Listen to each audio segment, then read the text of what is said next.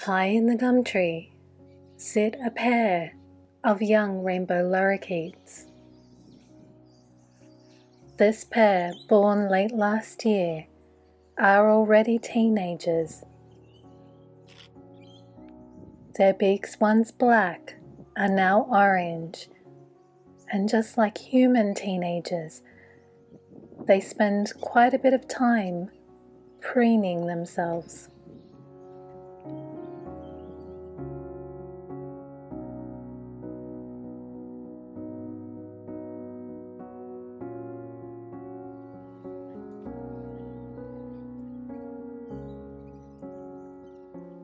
Meanwhile, on the ground below, a young magpie enjoys hunting for a morning snack.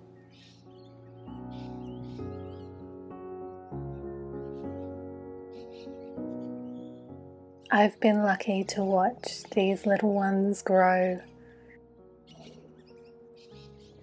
And while watching them, I think about the joys of childhood and how quickly childhood passed. In a blink of an eye, I was an adult. I continue on my walk, grateful for the reminder to appreciate each moment and make memories with the ones I love. For loving connection is life's sweetest nectar.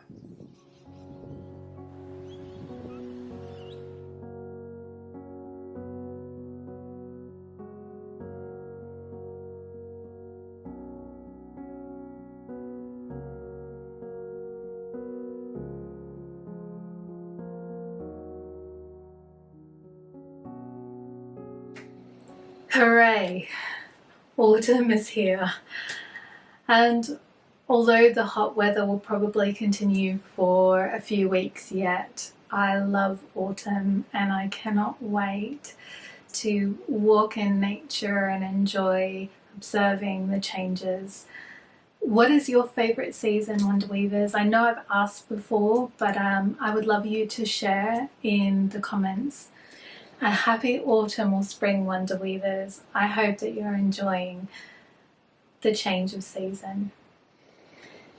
So this week I started work on Cordelia's bedroom, and I took up some of your suggestions, so thank you again, Wonder Weavers.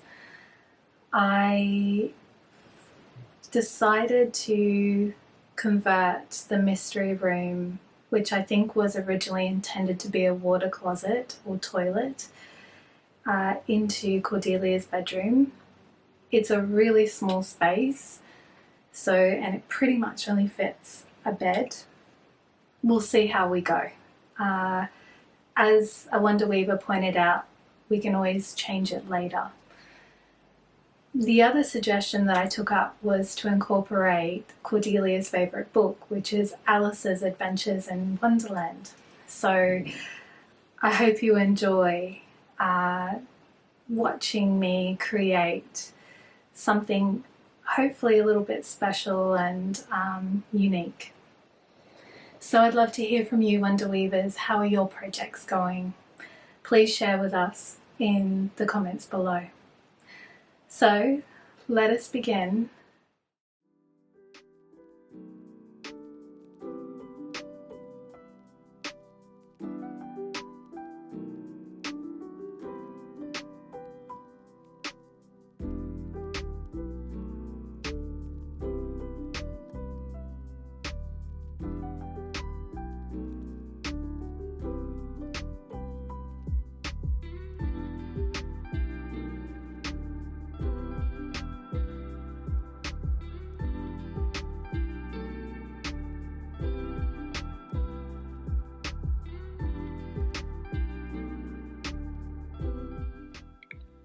This tiny room is going to become the bedroom of Miss Cordelia. Measuring just 10 centimeters long and 7 centimeters wide, it will just be big enough for a bed. I thought the area in front of the room could be transformed into a small play area. I start by cleaning the area and filling any gaps with filler.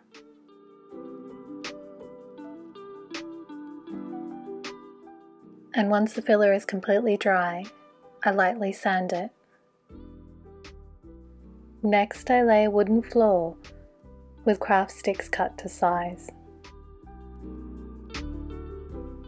I follow a similar process to when I laid the floors of the other rooms of the dollhouse. Because the room is tiny, this task is at times awkward and challenging, but I persist. Another challenge of the room is the door. Originally, it was longer than the others, and that meant I couldn't open and shut the door once the floor was laid. So off camera, I took the door off and I trimmed it.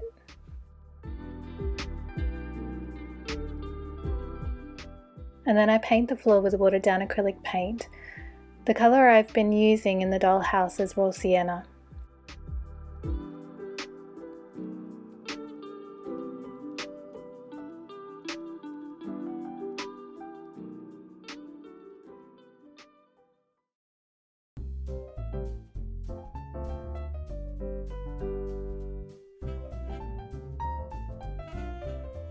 First, I was hesitant about turning the small room into a nursery. And the main reason is, it's dark and windowless. One way to solve this would be to install lights. I haven't decided yet whether or not I'm going to install lights in the dollhouse.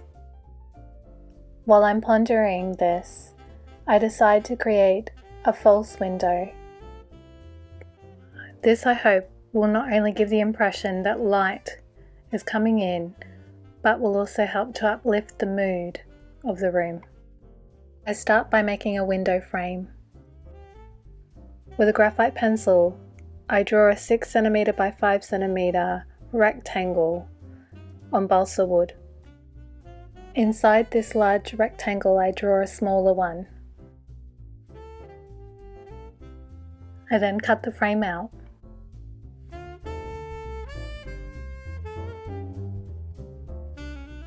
Next, I cut out the waste material. First, with my awl, I drill a series of holes along the lines, and then use my hobby knife to remove the wood.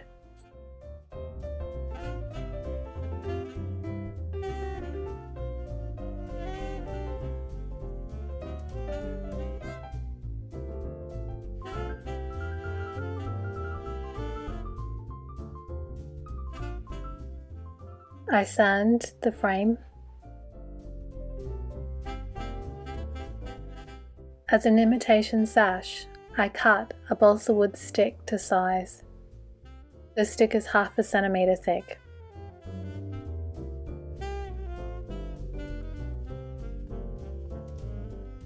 To dress up the frame, I create a trim using 4 balsa sticks. After cutting the sticks to size, I glue them with wood glue to the frame.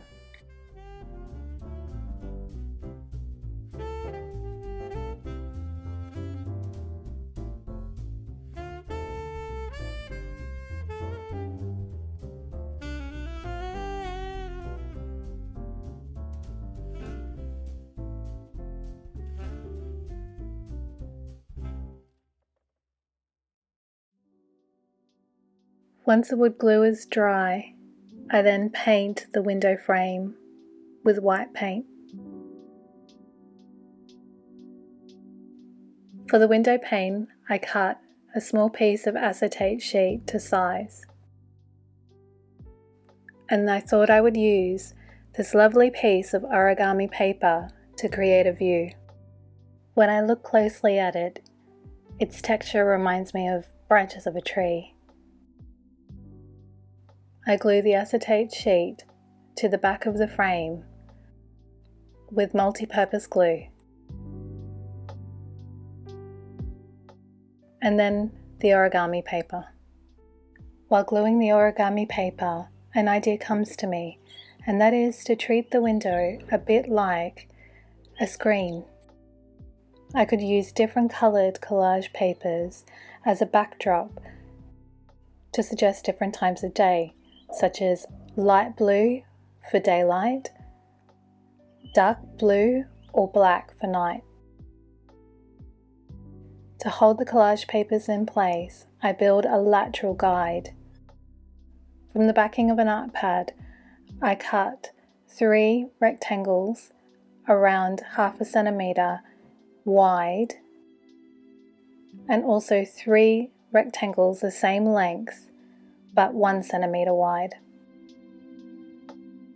I glue the thinner panels down first, gluing them to the sides and bottom of the frame along its inner edges.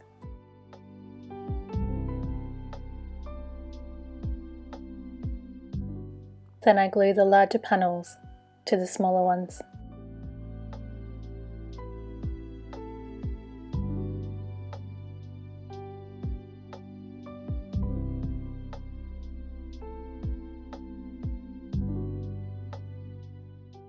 I check to make sure it works, and it's looking good.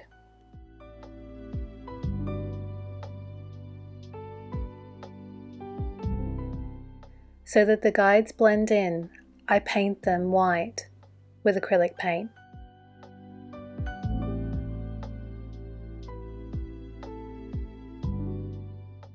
Next, I mark the position of the window. Since I can't fit my 30 centimetre ruler into the room, I mark the height of the window from the floor on a piece of wood and then use that as a guide. Then with multi-purpose glue, I glue the window into place. For a window seal, I glue a piece of balsa wood cut to size.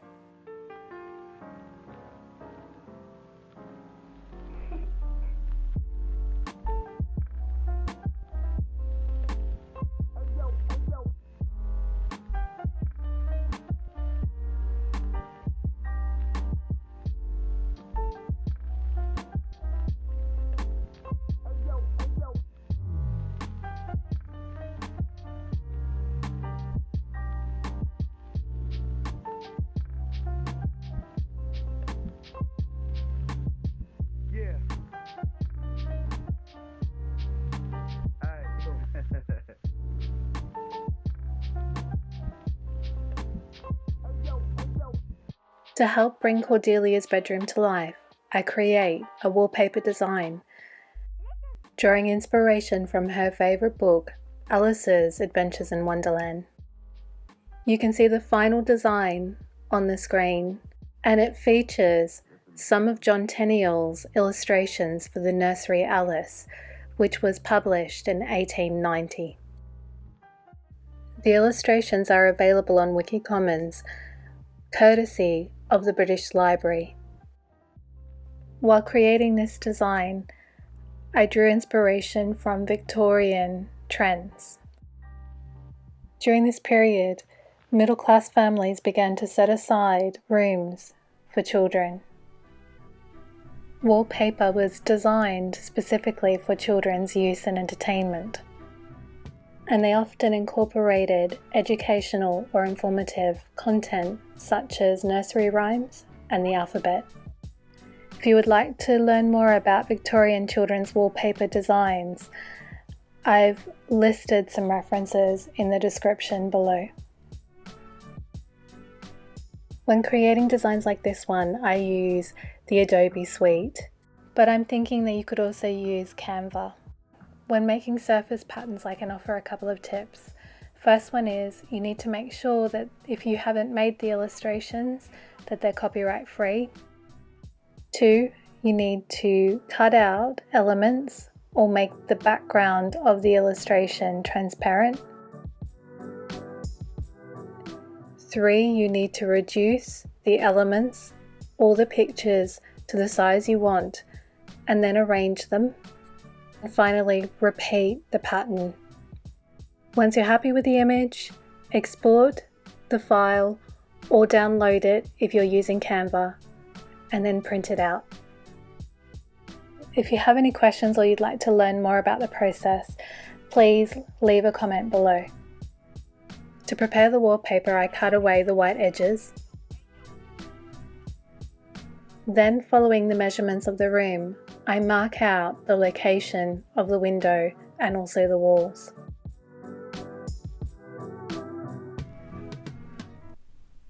Then with my paper knife, I cut out the section of paper where the window will sit.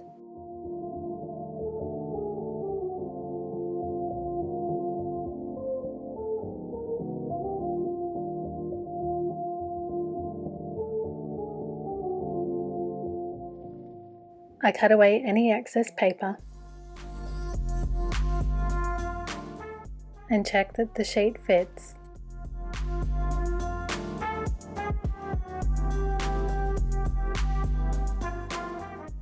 With some difficulty, I apply a layer of PVA glue and then the paper, smoothing it with my fingers.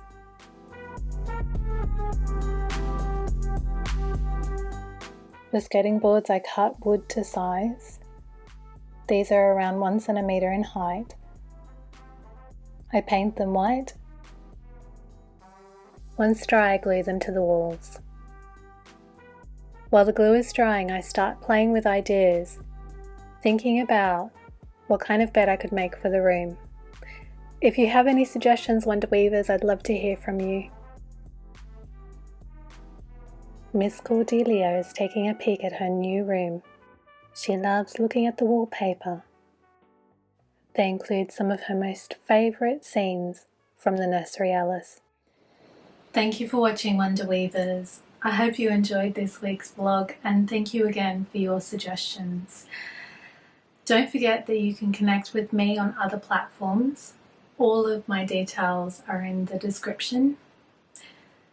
Until next time, Wonder Weavers, take care, stay well, and don't forget to play. Adios. Ciao. Cordelia, what are you reading to Muffin?